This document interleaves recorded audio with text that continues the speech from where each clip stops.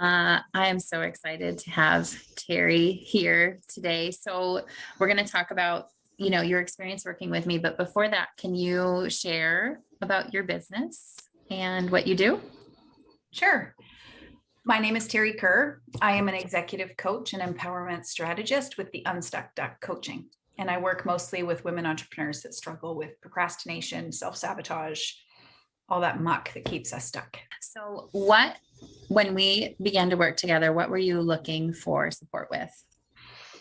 I was feeling like I couldn't get over some of that ironic self-sabotage that I work with people. And so I felt it was really important to get over that stuff for me. I was running into money mindset blocks. I was running into not procrastination, but taking action. Like, how do I step into action? Which I felt, because that's what I do and I help people with, I wanted to get over my own stuff.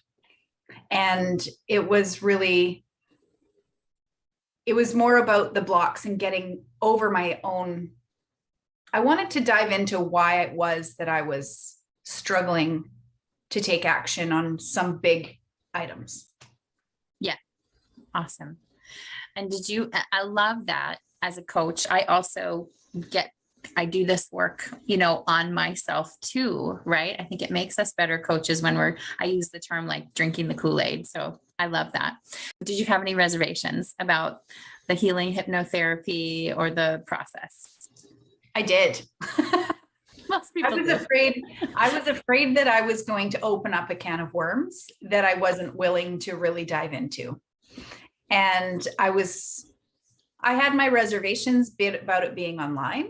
And also I didn't know you very well. I was like, am I going to be opening up to a stranger in a very vulnerable way? And what was it going to open up, knowing that I had lots of stuff from childhood, and I like to close the door and move forward without looking at what's behind the door. Yeah. So how did all of that play out as we worked together? Well, first of all, it was very inviting and very comfortable. And it was amazing to me how I was fully present and knew what was going on, and still able to tap into some of that background chatter that was happening. I thought that going in, I would know what it was, and it really wasn't. What came out wasn't what I was expecting, but it was so much bigger and so much more important. And that was what was really, really beautiful about it, was I was able to really kind of close the door on stuff that I'd been holding on to since I was really little. It's such a good point, because that's the normal fear. Like, I don't want to talk about my past. It's in the past, but until we deal with it, if it's still stopping us, it's not in the past. And this process crazily puts it in the past where it belongs for good. Yeah. Oh, yeah. I love that. And then what were there outcomes you didn't expect, or have things shifted in your business or your life? Yeah. Well, one of the things that was really interesting to me, so I do a lot of work with the inner critic and the inner mentor. And what I didn't realize was that I have right now. And what was not working for me was taking action right now. It was really easy to say, well, this is what I want for my future, or this is, I'm going to just shut down those negative talk.